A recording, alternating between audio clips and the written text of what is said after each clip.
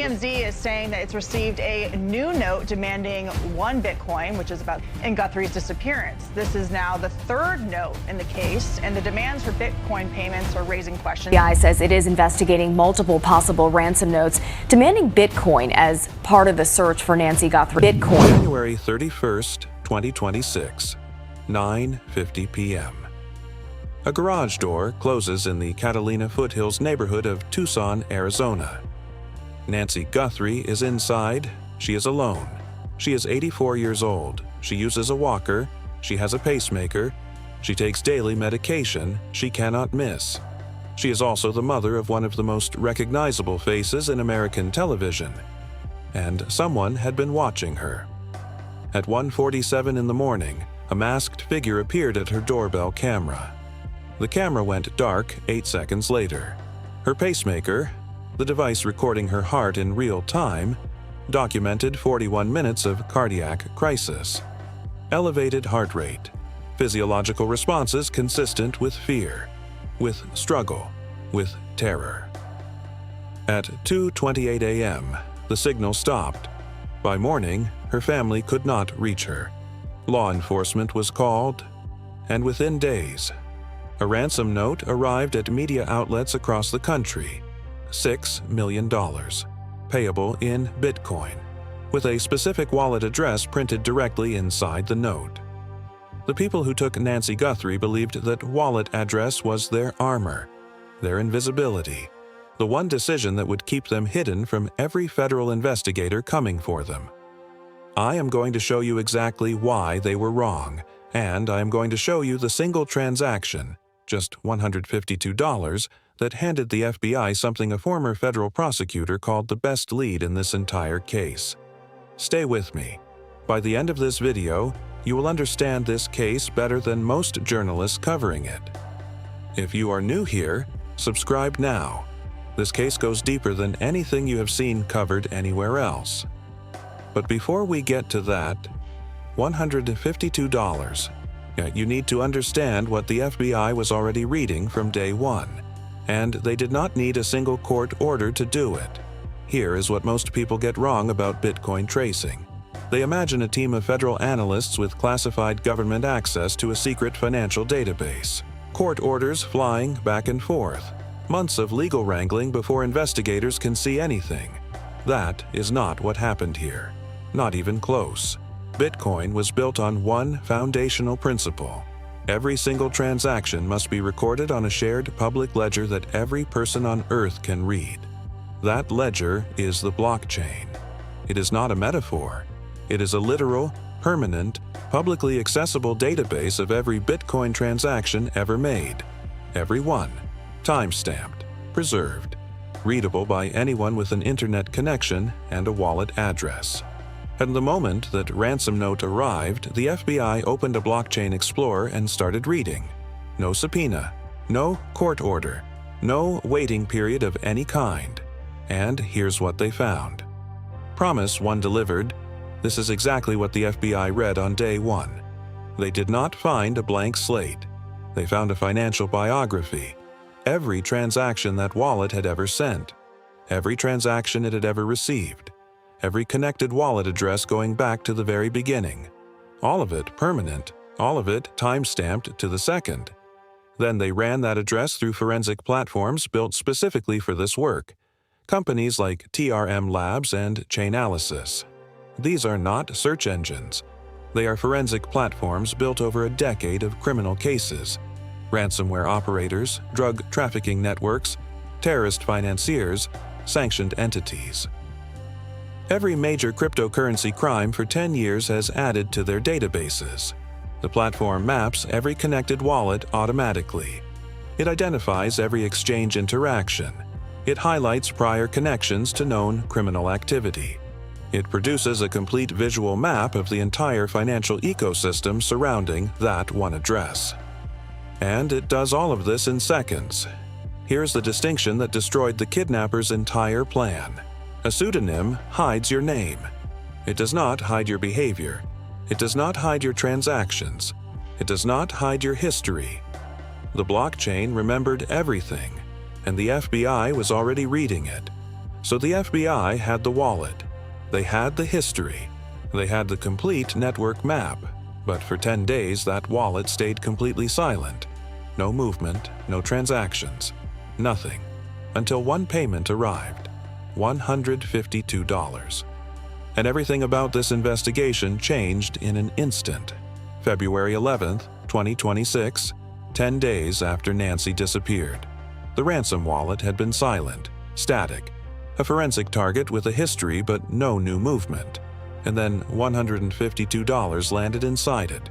$152. Inside a wallet connected to a $6 million kidnapping demand. Now here is Promise 2.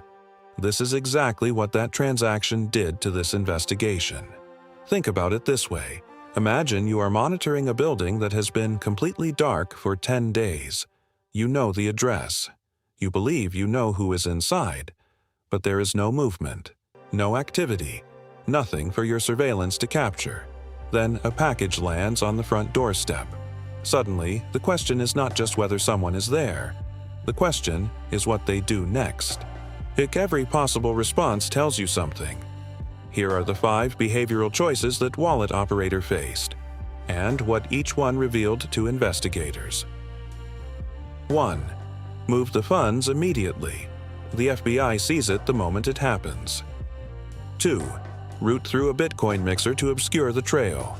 TRM Labs flags that pattern and traces straight through it. 3. Send funds to an exchange to convert to real currency. A federal subpoena lands before that transaction clears. 4. Consolidate with other wallets. Every connected address is now added to the surveillance network. 5. Do nothing. Touch nothing. A complete behavioral freeze. That silence is itself evidence. It signals awareness. It signals fear. It signals a person who knows they are being watched. Every single option leads to the same place. More evidence, more data. More threads tightening. A cryptocurrency specialist briefed on this investigation said the $152 transaction activated real-time forensic monitoring, a live evidence-gathering event in a previously static situation. From that moment forward, every movement in that wallet, anywhere in the world, on any device, registered immediately in FBI monitoring systems.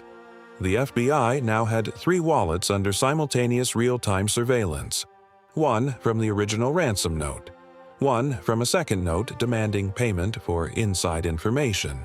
1 from a third note with contradictory claims about Nancy's location. 3 nodes, 3 live threads, and 1 word a former federal prosecutor used to describe what the FBI now held.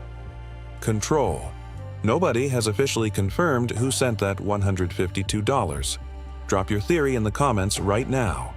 He was at the FBI running a forensic activation, a journalist testing the wallet, or someone connected to this case.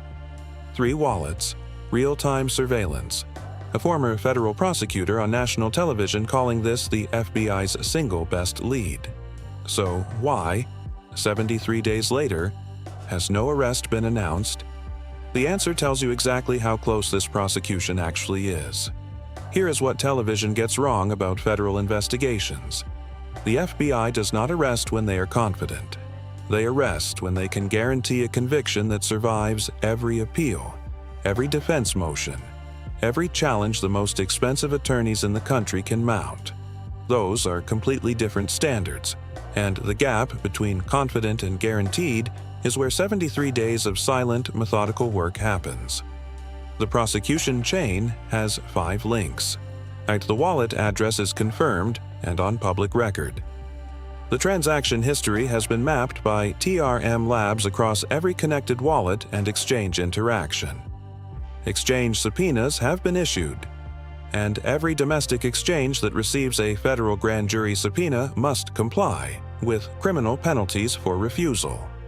KYC identity records from those exchanges connect the pseudonymous wallet address to a verified human being with a government-issued ID physical evidence. DNA from Nancy's front porch, pacemaker timestamps, ring camera footage, corroborates every link in the chain. Now, here is the detail that should unsettle you completely. that $6 million in Bitcoin is worthless until someone converts it to real currency, and converting it means touching a regulated exchange. And touching a regulated exchange means providing a verified name, address, date of birth, and government photo ID. Biometric facial recognition in many cases. The kidnapper cannot spend a single dollar of that ransom without handing the FBI their identity. The blockchain crosses every border traditional law enforcement cannot cross. A transaction made in Sonora, Mexico registers on the same global ledger as one made in Tucson, Arizona. TRM Labs does not need permission from Mexican authorities to read it. Ari Redboard, former federal prosecutor and TRM Labs analyst, went on national television and said this directly. The Bitcoin trail is the FBI's best lead on who took Nancy Guthrie. Former federal prosecutors do not say that on national television without purpose. Subscribe and turn on notifications. When the arrest happens, this channel will have the complete forensic breakdown before anyone else. Every escape route this kidnapper has leads directly back to the FBI. Which one do you think they will try? Tell me exactly why in the comments. The prosecution is being built link by link. The blockchain is recording every move in real time. But Nancy Guthrie is still missing, and that changes everything about how this ends. Nancy Guthrie is 84 years old. She has a pacemaker. She uses a walker. She takes daily medication that her body cannot go without. She has been gone for 73 days. Savannah Guthrie is waiting. Annie is waiting. Their families are waiting, with no confirmation, no answers. Just silence and contradictory notes. One claiming Nancy is dead, one claiming a witness saw her alive in Sonora, Mexico. Both cannot be true. Neither has been resolved. The forensic picture in this case is among the most complete ever assembled in a cryptocurrency kidnapping investigation.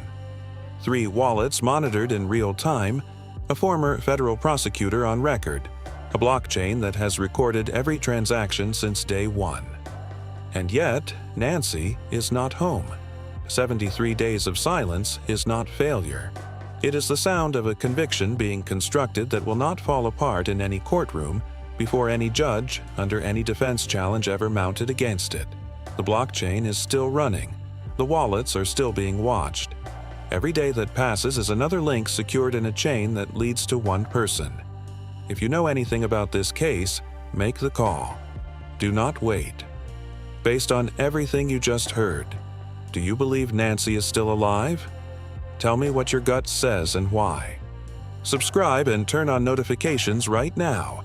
The moment an arrest is announced, this channel will have the comp